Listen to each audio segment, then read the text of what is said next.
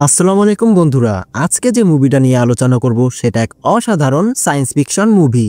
আজকের এই মুভিটাতে দেখানো হয়েছে যদি ভবিষ্যতে পৃথিবী মানুষের বসবাসের অযোগ্য হয়ে ওঠে তাহলে সমগ্র মহাকাশ থেকে মানুষের বসবাসযোগ্য অন্য আরেকটি গ্রহ খুঁজে বের করতে হবে, যেন সেই নতুন গ্রহের মধ্যে মানুষ জাতি নতুন করে তাদের জীবন শুরু করতে পারে।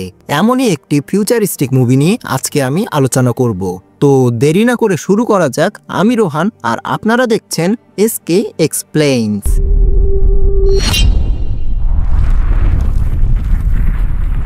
তো গল্পটা শুরু হয় ভবিষ্যতের পৃথিবী থেকে। সেখানে দেখানো হয় পৃথিবী ধীরে ধীরে ধ্বংস হয়ে যাচ্ছে, প্রতিদিন ধূলিঝড় হয় আর বৃষ্টি হওয়া একবারেই কমে গেছে। এর ফলে সেখানে ভুট্টা ছাড়া আর কিছুই চাষ করা যাচ্ছে না। কিন্তু এভাবে চলতে গেলে আর কিছুদিন পরে হয়তো সেটাও চাষ করা যাবে না। আর মানুষের বেঁচে থাকার জন্য সবথেকে গুরুত্বপূর্ণ উপাদান অক্সিজেন, যেটার মাত্রাও ধীরে ধীরে কমেই চলছে। আমরা দেখি কুপার নামক একজন প্রাক্তন নাসা পাইলটকে, যে এখন তার চাকরি ছেড়ে দিয়ে কৃষিকাজ করছে। নাসা হলো যুক্তরাষ্ট্রের মহাকাশ গবেষণা সংস্থা। এদের কাজ হলো মহাকাশ অনুসন্ধান করা, রকেট ও স্যাটেলাইট উৎক্ষেপণ আর বৈজ্ঞানিক গবেষণা করা। সেখানে দেখানো হয় কুপার তার দুই সন্তান টম আর মর্ফের সাথে থাকে আর তার স্ত্রী মারা গিয়েছে। তাদের সাথে তার স্ত্রীর বাবা অর্থাৎ কুপারের শ্বশুরও থাকতো। কুপারের দুই সন্তানের মধ্যে মার্ভ ছিল কুপারের মতো মেধাবী, আর অন্যদিকে টমের পড়াশোনা করতে এত ভালো লাগতো না। একদিন টম আর মার্ভের স্কুল থেকে কুপারকে ডেকে পাঠায়। কুপার সেখানে গেলে জানতে পারে যে তার মেয়ে মার্ভ খুবই ভালো রেজাল্ট করেছে, কিন্তু তার ছেলে টমের অবস্থা বেশি একটা ভালো না। টমের স্কুল টিচার কুপারকে বলে টমের হয়তো আর স্কুল থেকে কলেজে ওঠা হবে না, কারণ এখন গভর্নমেন্ট নিয়ম করেছে যে যারাই একমাত্র ভালো রেজাল্ট করবে তাদেরই স্কুল থেকে কলেজে ওঠানো হবে, কারণ এখন গভর্নমেন্টের কাছে পর্যাপ্ত পরিমাণ টাকা নেই। বর্তমানের এই দুর্ভিক্ষ সামাল দিতে গভর্নমেন্ট এখন হিমশিম খাচ্ছে।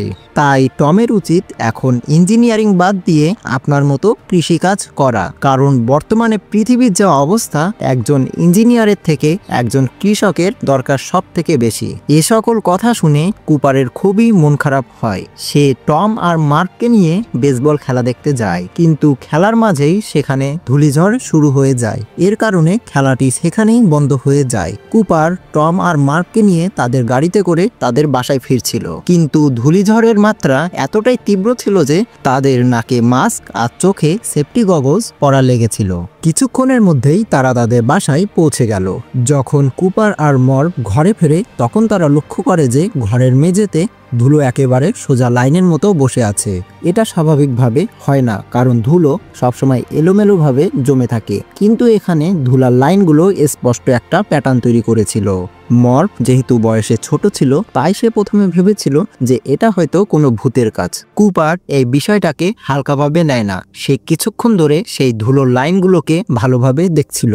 কিছুক্ষণ দেখার পরে সে বুঝতে পারে এগুলো আসলে মাধ্যাকর্ষণ শক্তির কারণে ধুলাগুলো নিচে জমেছে, কিন্তু যেই জায়গায় ধুলাগুলো পড়েছিল সেখানে সব জায়গায় মাধ্যাকর্ষণ শক্তি সমানভাবে ছিল না। এই কারণে কিছু কিছু জায়গায় লম্বা ফাঁকা স্থান হয়ে গেছিল।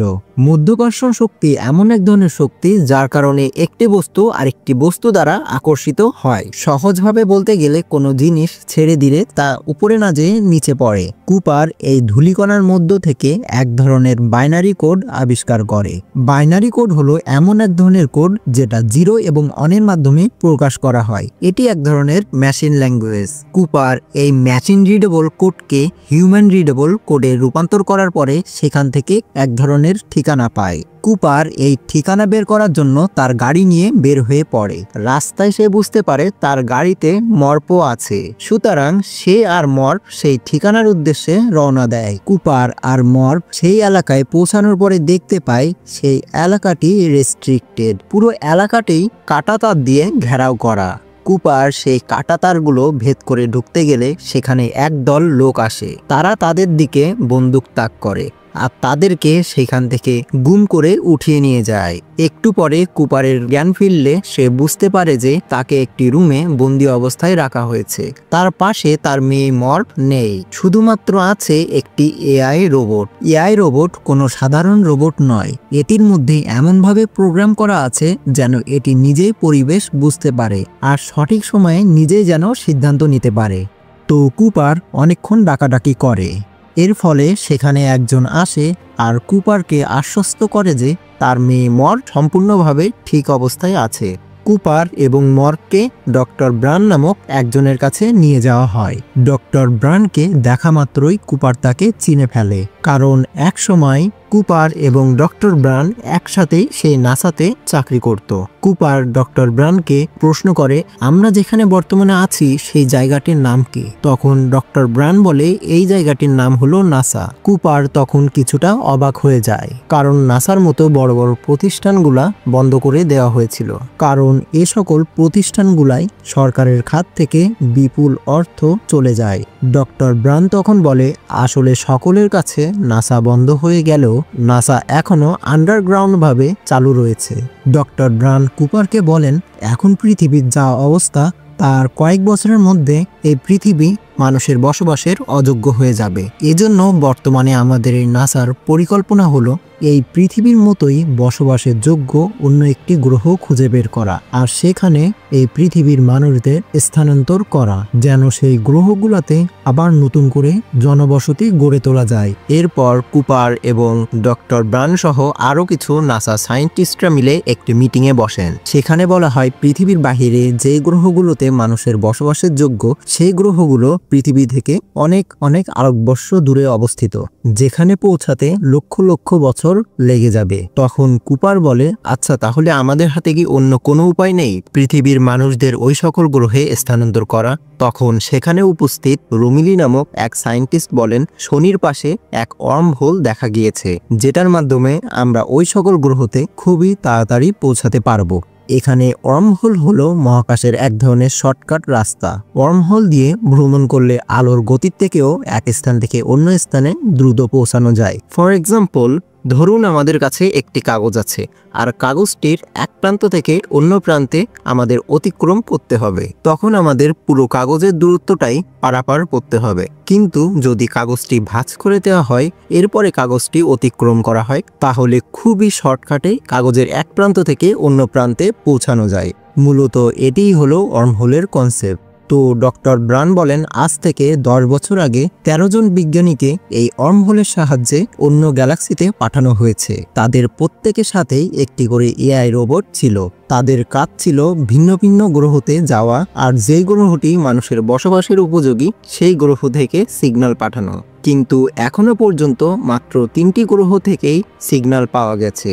তাই এখন আমাদের মিশন হলো সেই 3টি গ্রহতে যাওয়া আর 3টি গ্রহের মধ্যে যে গ্রহটি সব থেকে বসবাসের উপযোগী সেই গ্রহতে পৃথিবীর মানুষদের স্থানান্তর করা। তখন কুপার বলে, আচ্ছা পৃথিবীর এত মানুষকে আমরা কিভাবে ওই সকল গ্রহতে স্থানান্তর করব? তখন ডক্টর ব্রান কুপারকে তার 2টি প্ল্যান সম্পর্কে বলেন। প্ল্যান এ হলো, বর্তমানে আমরা যে নাসা সেন্টারটিতে অবস্থান করছি এটা পুরোটাই একটা মহাকাশ যান। তো আমরা এই মহাকাশ যানের মাধ্যমে পৃথিবীর অনেক মানুষকে পৃথিবী থেকে অন্য গ্রহে স্থানান্তর করতে পারবো। কিন্তু এই মহাকাশ যানটি অনেক ভারী, এই কারণে আমাকে মাধ্যাকর্ষণ শক্তির একটি সূত্র সলভ করতে হবে।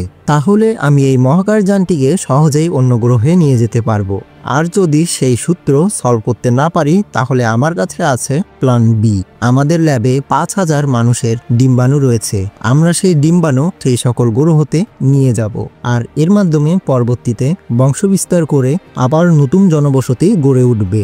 এই সকল কথা শুনে কুপার এই মিশনে পাইলট হিসাবে যাওয়ার জন্য রাজি হয়ে যান। কিন্তু কুপারের মেয়ে মর্ফ এই বিষয়ের সাথে একদমই একমত ছিল না। তার বাবা যেখানে যেতে চাচ্ছে সেখান থেকে কবে ফিরে আসবে সেটা কেউই জানে না। এ কারণেই মার্ভ একদমই চাচ্ছিল না তার বাবা সেখানে যাক। কুপার মর্ভকে বোঝায় কুপার যখন ফিরে আসবে তখন কুপারের বয়স আর মর্ভের বয়স একই হবে।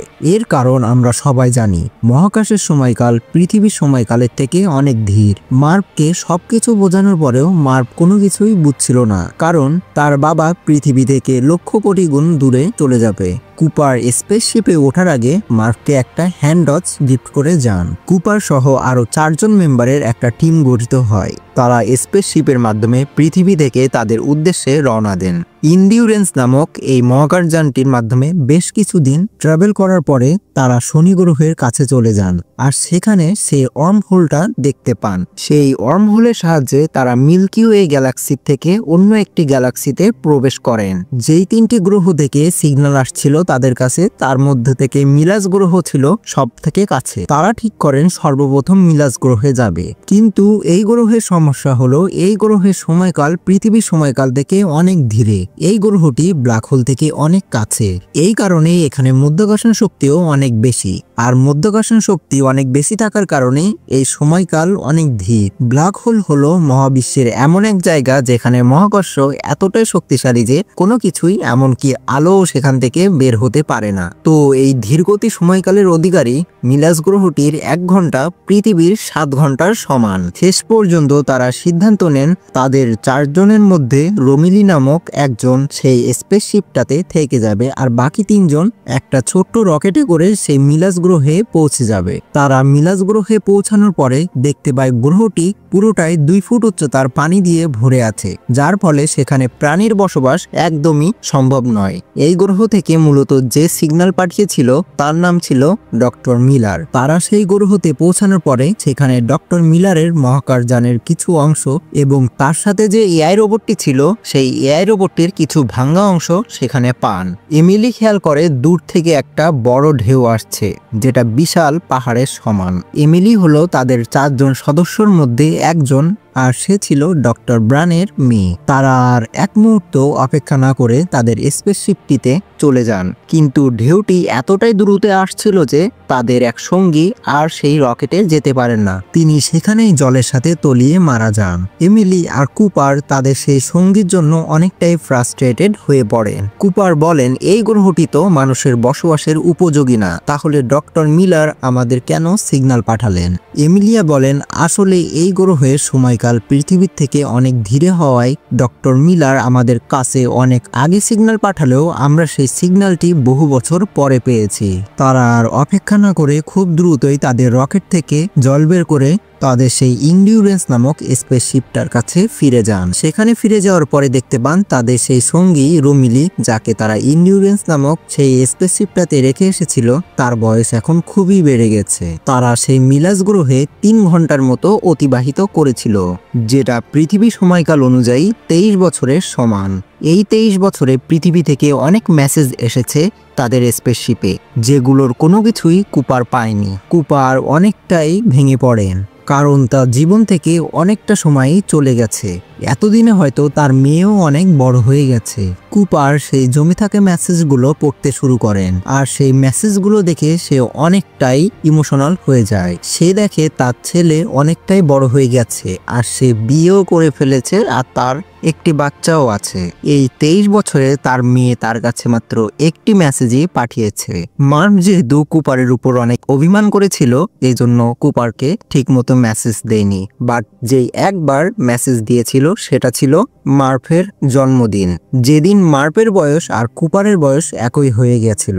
মার্ভ সেই মেসেজে অভিমান করে বলে, বাবা তুমি তো বলেছিলে আমার বয়স আর তোমার বয়স যখন একই হবে তখন তুমি পৃথিবীতে ফিরে আসবে, কিন্তু এখনো তোমার কোনো সাড়া নেই। এই সকল মেসেজ ছিল কুপারের জন্য খুবই কষ্টদায়ক। কুপার আরও জানতে পারেন যে তার মেয়ে যেহেতু অনেক মেধাবী ছিল, সেও নাসাতে কাজ পেয়েছে। সে সেখানে ডক্টর ব্রানের সাথেই কাজ করে। তো এমিলি, কুপার আর রোমেলি মিলে এখন ঠিক করেন যে বাকি 2টি গ্রহের মধ্যে তারা কোন গ্রহে এখন যাবে। বাকি যেই 2টা গ্রহ ছিল সেটার মধ্যে একটি ছিল ডক্টর ম্যানের গ্রহ, আরেকটি ছিল ডক্টর অ্যাডম্যানের গ্রহ। 2টি গ্রহের মধ্যে ডক্টর ম্যানের গ্রহটা ছিল তুলনামূলক কাছে। তাই তারা সবাই ডক্টর ম্যানের গ্রহটিতে যাওয়ার জন্য প্রিপারেশন নেওয়া শুরু করে। মুভির সিন চেঞ্জ হলে দেখা যায় মহাকাশের তুলনায় পৃথিবীতে অনেক সময় পার হয়ে গেছে। পৃথিবীর অবস্থা এখন তুলনামূলক আগের থেকে আরো ভয়াবহ। অক্সিজেনের মাত্রা কমে গেছে আরো। সেই সাথে দেখা যায় ইমিলির বাবা ডক্টর ব্রানের বয়স অনেক বেড়ে গেছে। সে এখন হসপিটালে অ্যাডমিট, আর কিছুক্ষণের মধ্যেই হয়তো সে মারা যাবে। ডক্টর ব্রানের মৃত্যুর পূর্বে তার পাশে ছিল কুপারের মেয়ে মার্ভ। সে মার্ভকে বলেন, কুপারকে আমি একটি মিথ্যা কথা বলেছিলাম। আমাদের কাছে কখনোই প্ল্যান এ ছিল না। পৃথিবীর এত মানুষকে কখনোই অন্য গ্রহে নিয়ে যাওয়া সম্ভব না। এজন্য আমাদের কাছে একটি মাত্র প্ল্যানই আছে, সেটা হলো সেই 5000 ডিম্বাণু নতুন গ্রহে নিয়ে যাওয়া। ডক্টর ব্রানও আস্তে আস্তে মৃত্যুর কোলে ঢলে পড়েন। কিন্তু মার্ভ ডক্টর ব্রানের কথা শুনে অনেকটাই অবাক হন। সে ডক্টর ব্রানের মেসেজটি কুপারদের স্পেসশিপে পাঠান। কিন্তু যতক্ষণে সেই মেসেজটি পাঠিয়েছিল ততক্ষণে কুপার এবং তার সহকর্মীরা নতুন গ্রহটির উদ্দেশ্যে বেরিয়ে পড়েছিল। ডক্টর ম্যানের গ্রহে যে তারা তার স্পেসশিপটা খুঁজে পান, আর সেখানে যেয়ে দেখতে পান ডক্টর ম্যান একটি স্লিপিং চেম্বারে ঘুমিয়ে আছে। সেখান থেকে কুপার তাকে জাগিয়ে তোলে। বহুদিন পরে পৃথিবীর মানুষকে দেখে ডক্টর ম্যান কিছুটা আবেগপ্রবণ হয়ে ওঠেন। অন্যদিকে কুপারদের সাথে থাকা এআই রোবটটির কাছে মার্ভের পাঠানো মেসেজ চলে আসে। সেই মেসেজটি দেখে সেখানে সবাই অবাক হয়ে যায়, কারণ তারা সকলেই জানতো প্ল্যান এ আছে। এমনকি ডক্টর ব্রান ইমিলির কাছেও এই ব্যাপারটি লুকিয়ে যায়। পৃথিবীর মানুষকে যেহেতু নতুন গ্রহে আনা সম্ভব নয়, তাই কুপার এই মিশন থেকে লিভ নিতে চায়, কারণ তার মেইন উদ্দেশ্যই ছিল তার পরিবারকে নতুন একটি গ্রহে স্থানান্তর করবে। পৃথিবীতে ফেরার আগে কুপার ডক্টর ম্যানকে বলেন, এই গ্রহটি যেহেতু মানুষের বসবাসের উপযোগী, তাই আপনি এই গ্রহের যে জায়গাগুলো পরীক্ষা করেছেন আমি সেই জায়গাগুলো একটু দেখতে চাই। ডক্টর ম্যানের সাথে কুপার সেই জায়গাগুলো দেখতে গেলে ডক্টর ম্যান কুপারকে ধাক্কা মেরে একটি খাদের মধ্যে ফেলে দেয়। আসলে এই গ্রহটি মানুষের বসবাসের উপযোগী না। ডক্টর ম্যান চাচ্ছিল এই গ্রহ থেকে যখন সিগন্যাল পেয়ে পৃথিবী থেকে মানুষ আসবে তখন তাদের সাথে আবার পৃথিবীতে ফিরে যাবে। আসলে ডক্টর ম্যান নিজেকে বাঁচানোর জন্যই পৃথিবীতে ভুল সিগন্যাল পাঠিয়েছিল। তো ডক্টর ম্যান তার স্পেসশিপের সাহায্যে সেই ইন্ডুরেন্স নামক স্পেসশিপে আসে। সেখানে নিজের স্পেসশিপটি সংযুক্ত করার সময় সে একটি দুর্ঘটনা ঘটিয়ে ফেলে। এর কারণে সেখানে তার স্পেসশিপটি ভেঙে চূর্ণ বিচূর্ণ হয়ে যায়। সেই সাথে কুপারদের ইন্ডিউরেন্স নামক স্পেসশিপটিরই অনেক ক্ষতি হয়। অন্যদিকে কুপার সেই খাদ থেকে উঠে অনেক কষ্টে তাদের সেই ছোট্ট রকেটটিতে ফিরে যায়, আর এমিলির সাথে তাদের সেই ইন্ডিউরেন্স নামক স্পেসশিপে ফিরে আসে। তারা সেখানে এসে দেখতে পায় তাদের স্পেসশিপটির অবস্থা খুবই খারাপ। এটা নিয়ে এখন আর যাতায়াত করার মতো অবস্থা নেই। এজন্য তারা ঠিক করে এখন আর তারা পৃথিবীতে না যেয়ে ডক্টর অ্যাডম্যানের গ্রহটিতে যাবে। যেহেতু তাদের স্পেসশিপটির অনেক ক্ষতি হয়ে গেছিল, এই কারণে তারা মধ্যাকর্ষণ শক্তির ব্যবহার করে সেই গ্রহটিতে যাবে। আর যাওয়ার সময় তাদের সাথে থাকা এআই রোবটটিকে সেই ব্ল্যাক হোলটির মধ্যে ফেলে দিবে, যেন সেখান থেকে গুরুত্বপূর্ণ তথ্যগুলো তাদের কাছে চলে আসে। তো তারা তাদের প্ল্যান মতোই চলতে থাকে এবং যাওয়ার সময় সেই ব্ল্যাক হোলে তাদের সেই এআই রোবটটি ফেলে দেয়। কুপার অন্য একটি রকেটের সাহায্যে সেই ইন্ডিউরেন্স নামক স্পেসশিপটিকে আলাদা হয়ে যায়, আর এমিলিকে ইন্ডিউরেন্সে রেখে যায়, যেন সে ডক্টর অ্যাডম্যানের গ্রহটিতে সহজেই যেতে পারে। কুপারও সেই ব্ল্যাক হোলটির মধ্যে ঢুকে পড়ে। আর কিছুক্ষণ যাত্রা করার পরে তার রকেটটিও ধ্বংস হয়ে যায়। কুপার 5 ডাইমেনশনের মধ্যে ঢুকে পড়ে, যেখানে সময়কে হাত দিয়ে ধরা যায়। এই 5 ডাইমেনশন তৈরি করেছে এখানে ভবিষ্যতের মানুষেরা। এখানে সময়কে হাত দিয়ে ধরে ভবিষ্যতে এবং অতীতে যাওয়া আসা করা যায়। ভবিষ্যতের মানুষেরা এই 5 ডাইমেনশনটি বানিয়েছিল যেন তারা অতীতের মানুষের সাথে যোগাযোগ করতে পারে আর পৃথিবীর মানুষকে বাঁচাতে পারে। এই কারণে তারা শনি গ্রহের কাছে সেই ওয়ার্মহোলটিও রেখেছিল। কুপার সেই 5 ডাইমেনশনের সাহায্যে অতীতে চলে আসে। সে অতীতে এসে দেখতে পায় তার ছোট্ট মার্ভকে। সে মার্ভের সাথে যোগাযোগ করার জন্য তার ঘরের লাইব্রেরির বইগুলো ফেলতে শুরু করে। অতীতে আমরা এগুলাই দেখেছিলাম। কুপার মধ্যাকর্ষণ শক্তির সাহায্যে মার্ভের ঘরে ধুলার কণাগুলো ফেলতে শুরু করেন, আর সেটার মাধ্যমে একটা বাইনারি কোড লিখে দেন, যার মাধ্যমে তারা যেন নতুন গ্রহটির ঠিকানা পেয়ে যায়। আমরা অতীতের কুপার এবং মার্ভকে এই ধুলার লাইনগুলোই দেখতে দেখেছিলাম। কুপার মার্ভের কাছে ব্ল্যাক হোলের সমস্ত তথ্য পাঠানোর চেষ্টা করছিল, যেন এ সকল তথ্য কাজে লাগিয়ে মার্ভ যেন মধ্যাকর্ষণ শক্তির সেই সূত্রটিকে বের করে ফেলতে পারে আর পৃথিবীতে থাকা নাসার স্পেসশিপটি শক্তির মাধ্যমে পৃথিবীর মানুষদের নিয়ে নতুন আরেকটি গ্রহে চলে আসতে পারে। কুপার সেই 5 ডাইমেনশনের মাধ্যমে কিছুটা ভবিষ্যতে চলে আসে। কুপার মার্ককে ছোট থাকতে যে ঘড়িটি গিফট করেছিল সেই ঘড়ির মধ্যে এক ধরনের কোড পাঠান, যেটার মাধ্যমে সে মাধ্যাকর্ষণ শক্তির সূত্রটি দিয়ে দেন। পৃথিবীতে থাকা মার্কও বুঝতে পারে তার বাবাই এই কাজগুলো করছে। মার্ক ব্ল্যাক হোলের সকল তথ্য পেয়ে যান আর মাধ্যাকর্ষণ শক্তি সেই সূত্রটি সলভ করে ফেলেন। এখন তারা চাইলে নাসার স্পেসশিপটির মাধ্যমে পৃথিবীর অনেক মানুষকে বাঁচিয়ে নতুন গ্রহটিতে আনতে পারবেন।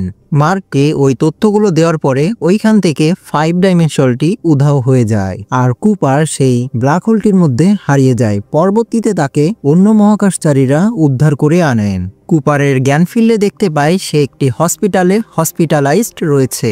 সে জানতে পারেন তারা এখন মহাকাশে রয়েছে, কিন্তু সেই নাসা স্পেসশিপটির মধ্যে, যেটাকে পৃথিবীর আদলে বানানো হয়েছে আর নাম দেওয়া হয়েছে কুপার স্টেশন। এই স্পেসশিপটিকে কুপারের মেয়ে মার্পি মহাকাশে নিয়ে গেছেন। তো কুপার মার্পের সাথে দেখা করতে যান। সে দেখতে পান মার্প একদম বুড়ি হয়ে গেছে এবং সে এখন হসপিটালের বেডে শুয়ে আছে। সেখানে তাদের মধ্যে কিছুটা আবেগঘন কথাবার্তা হয়। কুপারের তুলনায় মার্পের বয়স অনেক বেশি ছিল, কারণ মহাকাশের তুলনায় পৃথিবীর সময়সীমা অনেক তাড়াতাড়ি চলে। তো আর কিছুক্ষণ পরেই হয়তো মার্পের মৃত্যু হবে। কুপার সেই জায়গাটি ত্যাগ করেন, কারণ কোনো বাবাই তার মেয়ের মৃত্যু দেখতে পারে না। কুপার কিছুদিন পরে জানতে পারে এমিলি ডক্টর অ্যাডম্যানের গ্রহটি খুঁজে পেয়েছে আর সেই গ্রহটি মানুষের বসবাসের জন্য একদমই উপযোগী। অর্থাৎ মানবজাতি হয়তো তাদের অস্তিত্ব বজায় রাখার জন্য নতুন একটি জায়গা পেয়ে গেছে। তো কুপারও স্পেসশিপ নিয়ে এমিলির খোঁজে বের হয়ে পড়েন। আর এখানেই শেষ হয় আজকের মুভিটি। তো বন্ধুরা, কেমন লাগলো আজকের অ্যাডভেঞ্চারে ভরপুর এই সায়েন্স ফিকশন মুভিটি? তো কেউই কমেন্ট করতে ভুলবেন না আর অবশ্যই লাইক এবং শেয়ার করবেন। তো আজকের মতো এখানেই, আল্লাহ হাফেজ বন্ধুরা।